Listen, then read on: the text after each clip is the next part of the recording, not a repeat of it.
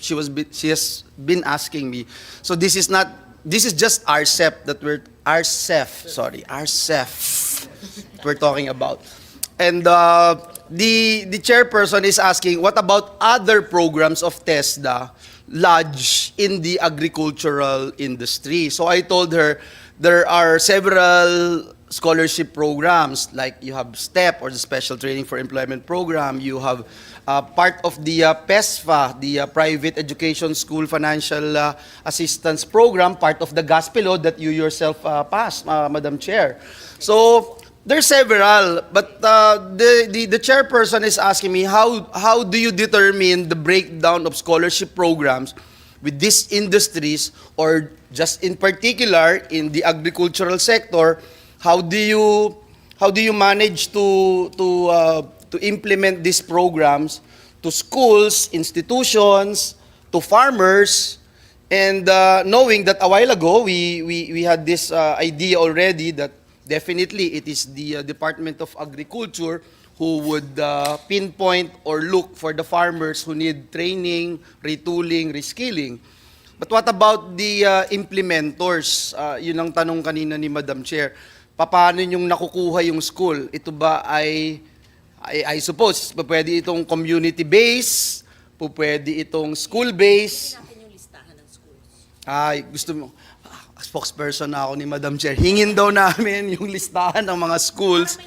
But at the same time, that's the question, no? How you look at it. Kasi marami ding farm schools na nanghihingi at lumalapit sa amin, humihingi ng tulong na i-refer sa inyo. But we always do that, generally speaking, no? Just a referral, but we don't know kung ano yung hinahanap po ninyo. I'll ask you again. Yan, ganyan.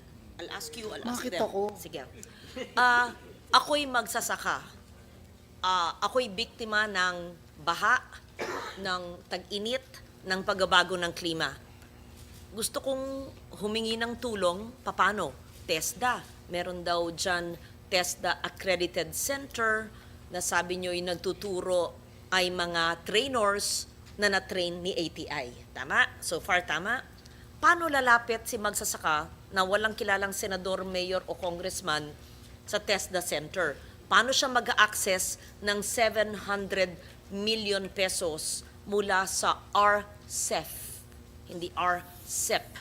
Okay. Paano po yun? At saka sa 700 million, ilang magsasaka ang naka-access na thus far? Yun. Yun ang muna sagutin nyo. Ilan na ang naka-access? It's just 700 million divided by the program, just an estimate number. At paano mag-walk-in sa isang TESDA center na may nagtuturo ng taga-ATI na nag-train sa trainer ng TESDA ang mahirap na magsasaka para ang kanyang ani ay maging consistent, mas stable at lumaki. Thank you, Madam Chair. If I may, Mr. Secretary. Thank you, sir.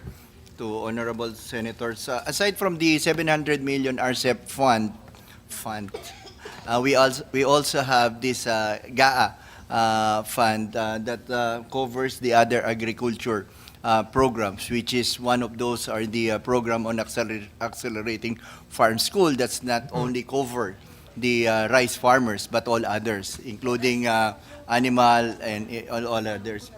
Paano ma-access ni rice farmer yung 700 million at siya'y maging isa sa maraming farmers? Yeah. Sir, Madam Chair, and Mr. Secretary, all other senators, we have this registry of rice farmers, if they will access the 700 million funds for the RCEP program. But on our GAA, we also have 962 million. Sige, sige. Sagutin ng matino, mag-third hearing kayo. Okay. I mean, I'm not kidding. Ako, hindi na sana ako magtatanong. Si majority dito at sa minority at si Senator Gatchalian darating. At sabi ko, bilang chair nyo, hindi na ako magtatanong. Pero interesado ako dahil magagaling ang matanong ng minority at majority. Kung hindi kayo sumasagot sa akin, baka mag-third hearing pa kayo. Oo, sagutin lang nyo. Huwag kayong nagmamagaling na maliban dito, meron pa dito. Mamaya na namin tatanong yung isa pa. Ayan, binigyan mo ko idea, tatanungin kita sa pangalawang yon. Sagutin mo muna yung isa. Yes, sir. Sorry, Madam Ito, Chair. general appeal lang. Be patient with us kasi nga Yes, sir. ang assumption namin, mas kabisado ninyo yung agency ninyo eh. Yes, Your Honor. Kasi ako wag niyo kong tatry yung patients ha. Kasi Ma'am, medyo yung assumption ko madalas nang nasira eh na sa katotohanan. So, yun lang, kaya be patient with us, kaya kagabing kayo magtanong. So, masusundan namin yan kung very specific and para sa mga acts. Yes, sir. Sorry, Madam Chair, Mr. Secretary, Honorable Minority and Majority Leader. Sir, under the RCEP program, Madam Chair, there's a rice farmer registry being given by Department of Agriculture.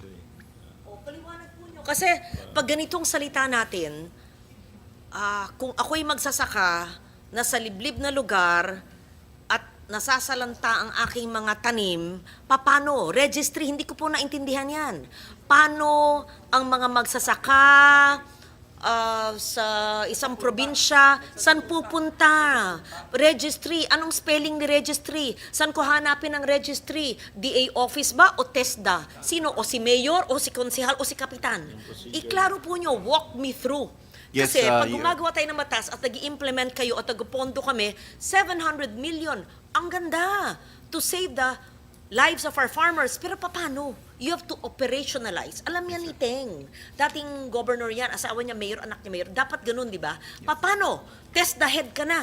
Paano, Sekteng? May 700 million pala. Rice farmers. O, maski sa Region 12, meron kayong rice farms, right? Yes. O, paano? Yes, Your Honor. It is ganun. the Department of Agriculture who handle all the rice farmer registries. Hindi kayo. Hindi, no. We just implement the rice program, RCEF program. No, nagulat lang ho ako kasi, Madam Chair, kung lumapit po sa TESDA, tatabuhin natin. Sabihin natin, hindi, kailangan sa registry kayo, kayo sa DA. Kaya nga eh.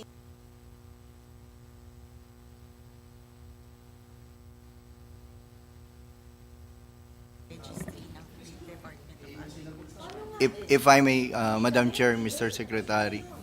Yes, sir. Nasa batas po kasi na ang rehistro po ng mga rice farmer, IDA po. Pag may lumapit sa atin, in-endorse po natin and Sorry, Madam Chair, I'm sorry, you're my friend, but hindi namin tinatanong yung batas eh. Tinatanong lang, very simple. On the ground. You wanted to avail of the scholarship program and you would say, oh hindi, dapat nasa registry kayo ng DA, doon kayo pumunta. It's not a good answer, sorry.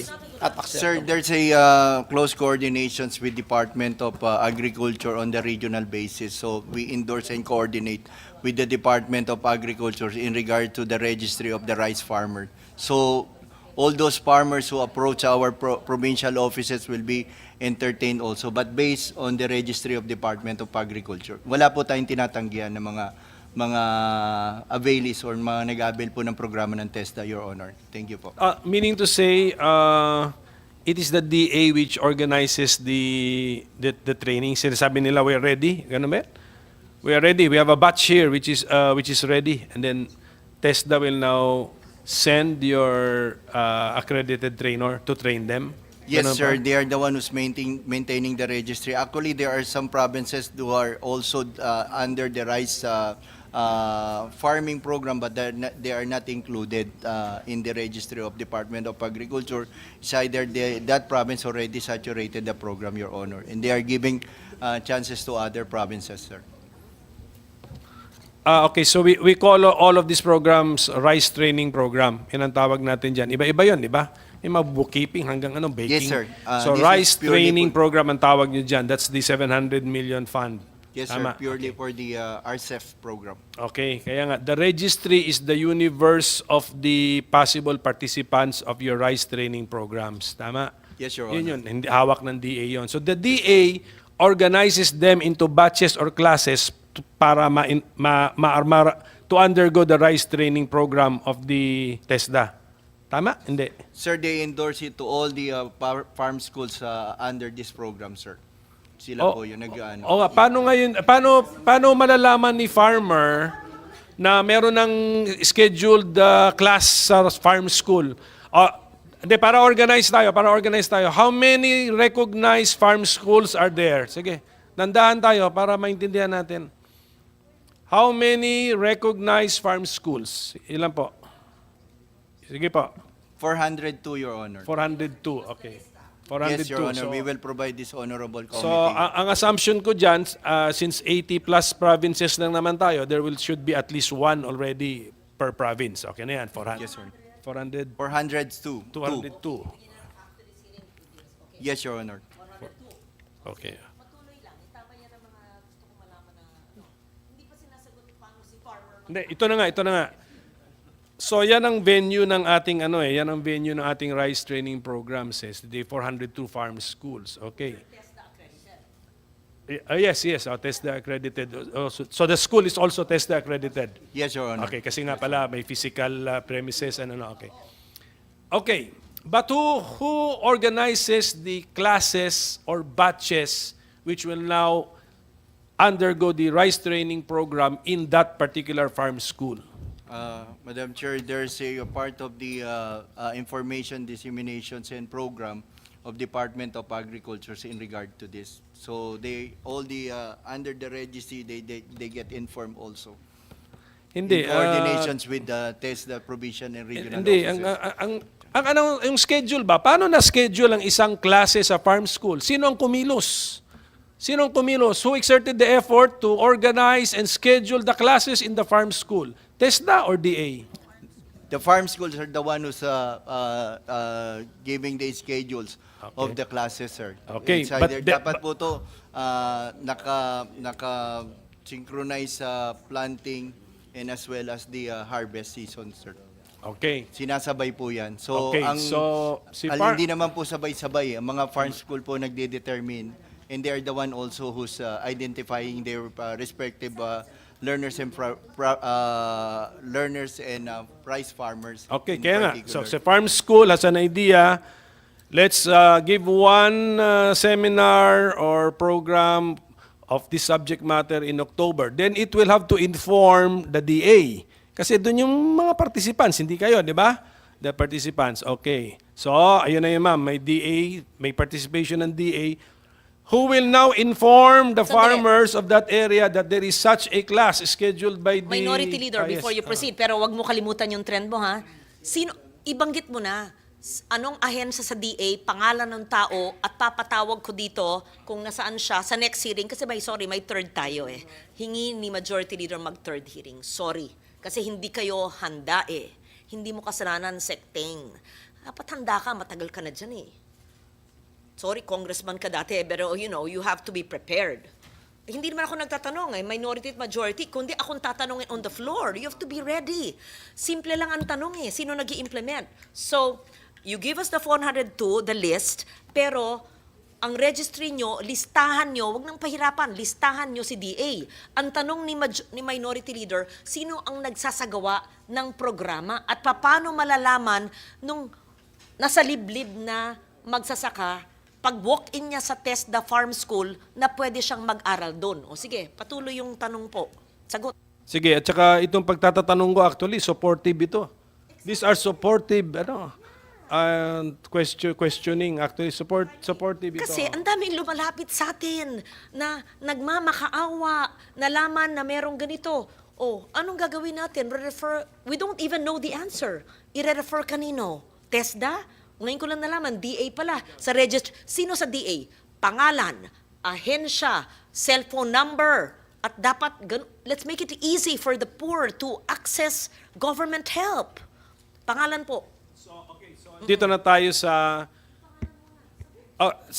ready ba silang sagutin ngayon yung name? Yes, sir. Sino Yeah, po? Opo. This is under your Honorable Chair, Mr. Secretary, under the Municipal Agriculture Office. Yeah, MAU. Shall disseminate all the necessary informations regarding the updating of RSBSA to their respective barangays and or conduct briefing, orientation to fast-track the distribution and submissions of forms. Then it will be submitted to us under the RCEP IIAs to identify priority MLGUs in need of the updating, and also farmer registrants to appear personally and secure the BSA official enrollment form. Then we implement the program, TESDA. So, ang MAU sa ilang total 1,600 more or less municipalities all over the country ay dapat may alam na meron palang RCEF na fund na nakalaan sa DA na ang nagpapatupad ay si TESDA. At dapat rin si Mau, alam niya, ang sasabihin niya kay magsasaka at pinakamalapit na rice training course sa pinakamalapit na TESDA accredited farm school. Ayan, I'm simplifying yan ang sagot. Kung ako ikaw, yan po ang sagot. Yes, Your Honor. Kaya dapat nyo pong ibigay sa amin ang 402 na listahan at lokasyon at sinong in charge na farm school na siyang nagpapatupad ng rice training. At ito pong gagawin ko. I will just random, magtawag ako, yung mga magsasakang humihingi ng tulong sa amin, papa-walk-in ko po sa Mau. Sinong LGU?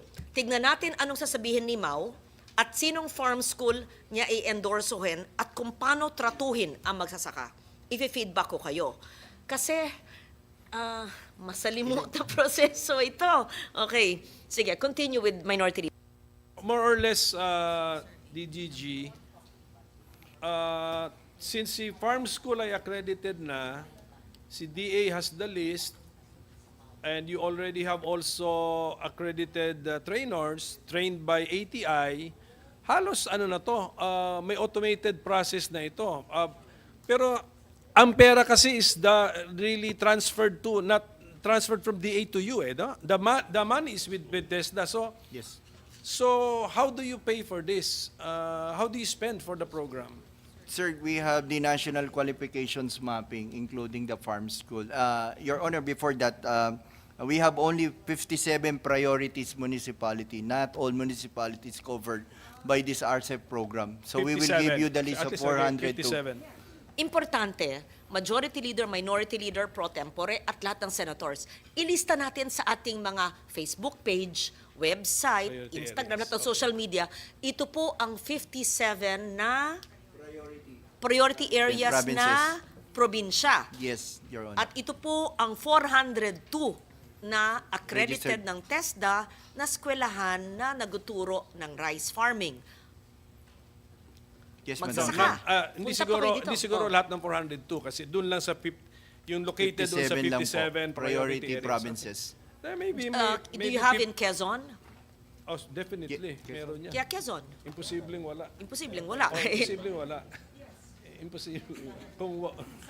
Imposible. Madam Chair, if this the honorable committee, we will submit all the lists. Sa me, who's in charge?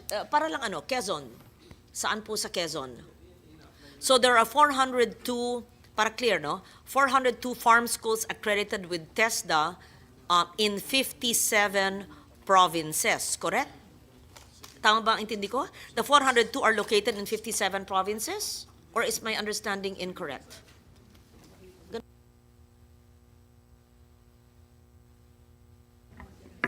Madam Chair, if I may.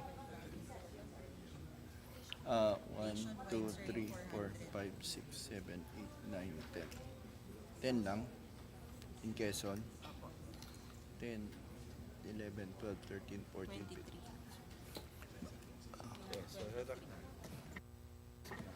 Madam Chair, we have 23 registered RCEP farm school in Quezon.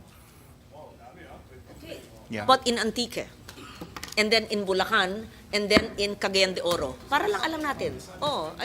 And Misamis Oriental. Antique, Bulacan, Misamis Oriental. Para tignan lang natin. Magpapa-walk-in ako ha. Magpapa-walk-in ako sa LGU. Hahanapin yung Mau. Hatig natin sasabihin ng Mau. Magpapa-walk-in sila sa Misamis, sa Bulacan, ako sa Quezon, sa Antique. Sir, we at have, sa Laguna. Madam Chair, if I may, Mr. Secretary, we have 4 registered farm school conducting this RCEP in Antique. Yes, Your Honor. Bigay pa nyo yan sa amin. Okay. We will submit this 400 to Bulacan. Ano po?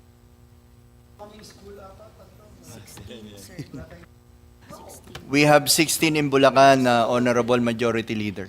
What do you mean? Do we have a school in Antique? 16 sa Bulacan. How about in What do Misamis you mean, do we Oriental? have a school Sige, in the sir. province? Wanted to put on record, we don't have a school. In We have a school in our Bulacan. In our home Our areas. own. We cannot own a school. Bawal yun. I'm just saying. No, we are the legislatures. Honorable Minority Leader, we have 3 in Misamis Oriental conducting the RCEP program, school. Yeah, so that's it. So nakita na natin at isa klaro na 50 402 nationwide, Yes. Honorable But Senators. 57 priority areas. Yes, Your Honor. I'm sure hindi lahat si 402 are involved dun sa 57 priority areas. Hindi naman, di ba? The 402 is involved in the 57 na okay, priority. good. Okay, so... Nationwide, Your Honor. So ang bibigay niyo pong listahan sa amin, 57 provinces at ilan per province. And the names of the TESDA accredited farm schools that offers rice training in those areas. Yes, Your Para Honor. pag i-upload namin, hello farmers, kamusta po kayo? Punta po kayo dito. Tuturuan po kayo kung paano agapan ang pagbabago ng klima o pag nagbaha, anong gagawin? Pag tag-init, anong gagawin? Ayan. Madam Chair, Yun. Madam Chair, if I may, first of all, let's put it in the right context.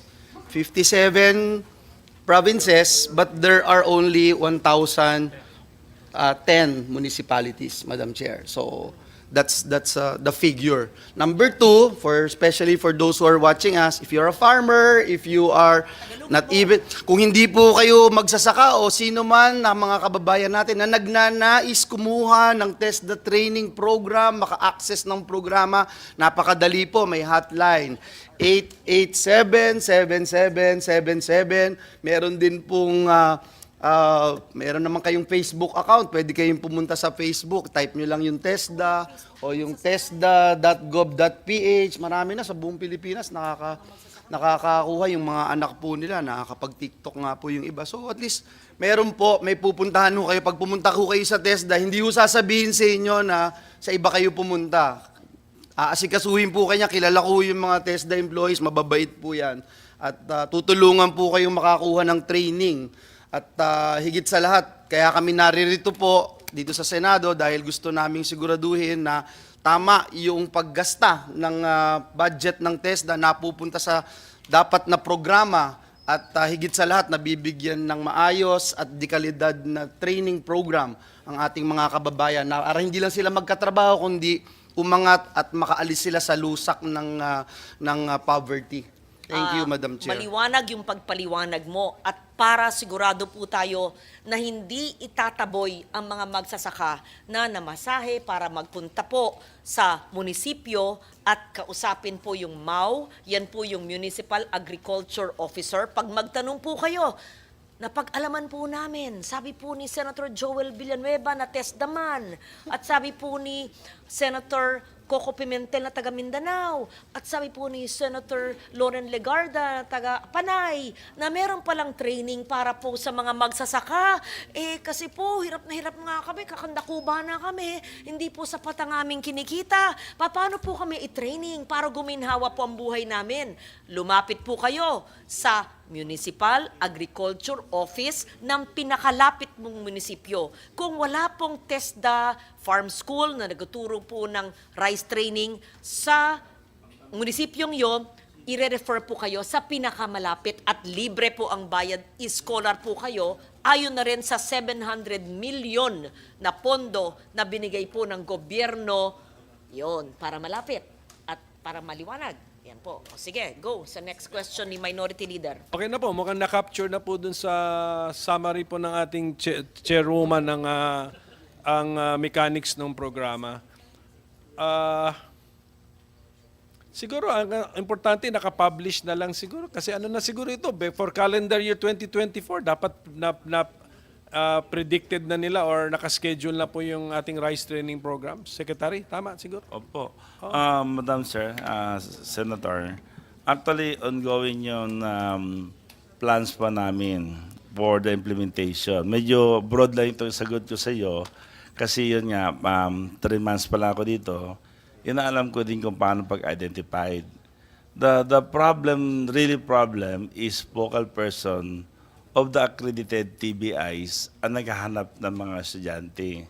That's why I come out with the TESDA sa barangay program kasi hindi nagkakaroon po ng opportunity yung other barangays. Broad lang itong sasagot ko ha, hindi specific doon sa question.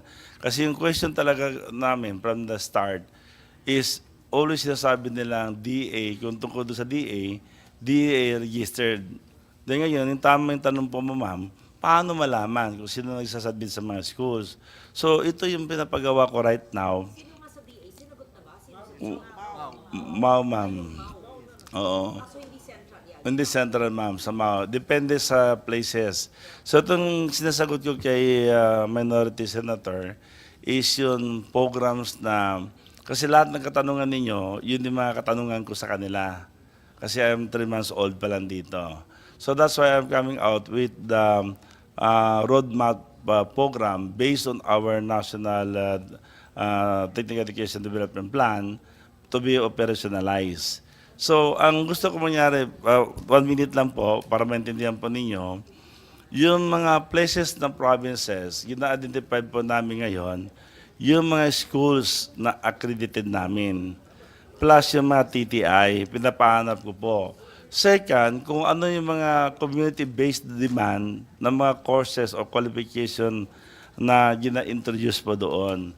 Then, ginagawaan ko rin ngayon ng mapping ng distance na location ng mga accredited TBI and TTI plus the senior high school doon sa mapping. Gina-include ko na rin yun. Medyo broad ito but I can present this in next week kasi ongoing na 60% may present po namin. Kasi ang tanong ko palagi doon, paano nagkakaabel yung mga taga-ibang barangay? So, ang lumalabas sa survey ko for 3 months po ako dito is the focal persons of every school. So, ibig sabihin, yung focal person, kaibigan ng focal person, kaibigan niya, kumari niya, yun lang ang usually nag-practice.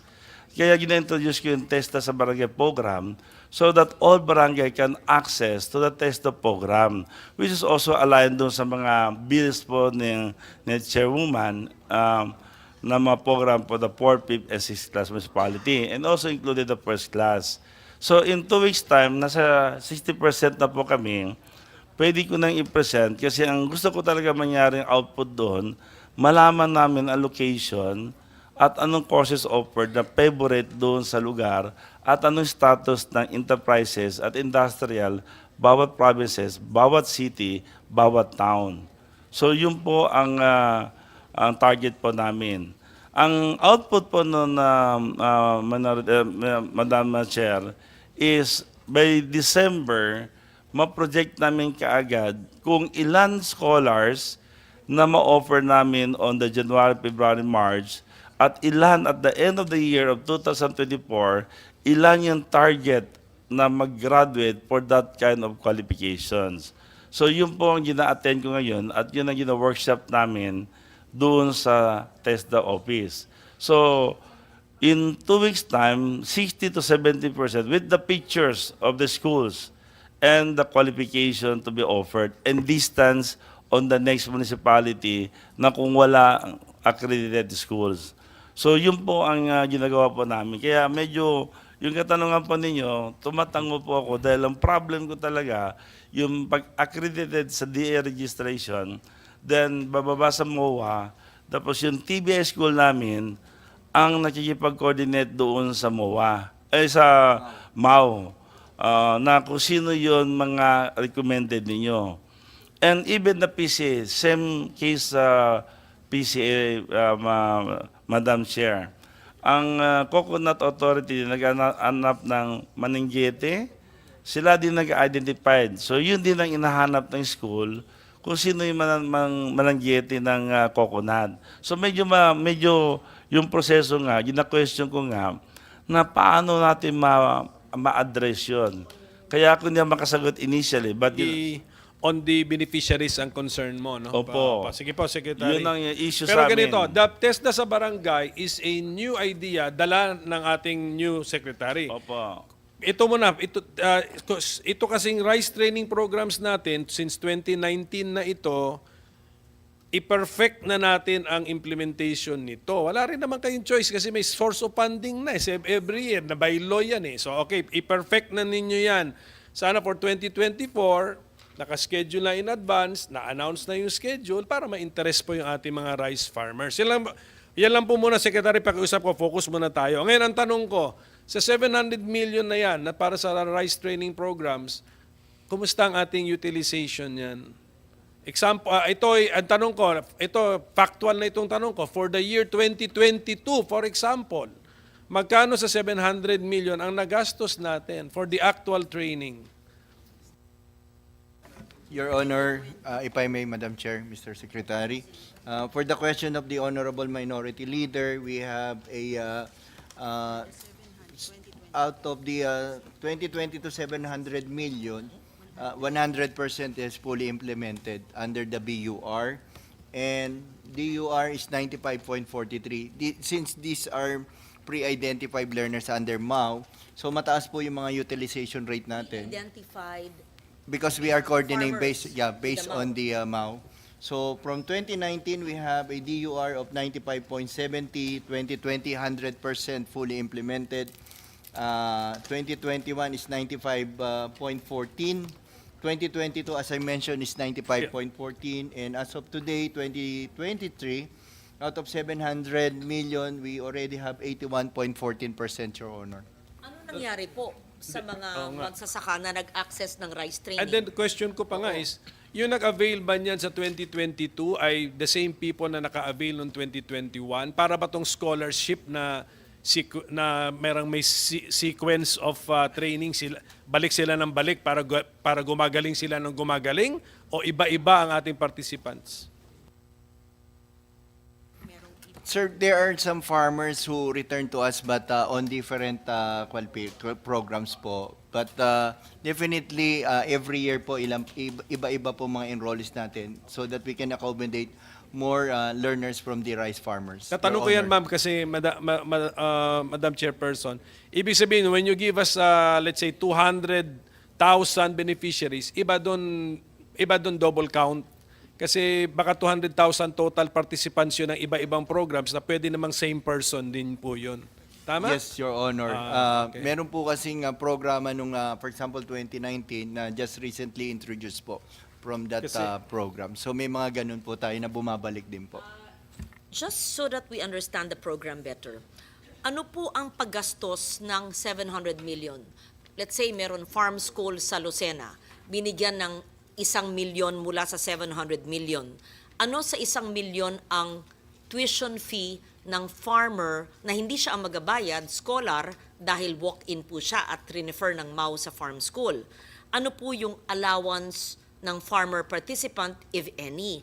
At ano ang food provision? At ano ang trainer's fee? At ano pang iba? Just para maintindihan namin yung paggamit ng pondo na galing sa RCEF fund. Yun po. Just an idea. We will, your Madam Chair, Mr. Secretary, the breakdown is composing of the tuition fee, the training support fund of 160 pesos, and for the high quality inbred and seed farms, we have the training cost of the 9,200, and the training support fund, which is 160 pesos per day, that's the total of 2,720. Then they have also the entrepreneurship fee of 800. Total per capita for farmers under the high quality inbred rice is 12,720, Your Honor. 12,000 per farmer. Yes, Your Honor. Program na po ito. Yes, Your Honor, for 14 weeks. Wala siyang pamasahe. That's the training support fund of Ito po. 160 pesos per day, Your Honor. Pagkain niya. O may Cover na baon rin na siya. po. Opo. So pamasahe na niya at pagkain niya. Yes, Your Honor. Covered na po yung trainer's fee na test the trainer pero trainee ni ATI. Opo. At saka ano pa? The entrepreneurship fee of 800 pesos, Ano Your yung Honor. entrepreneurship fee? Saan yun? Sa eskwelahan? Sa Yung eskwelahan lugar, po. yung kuryente, Yes po. yung MOE. Yes po, Your Honor. Okay.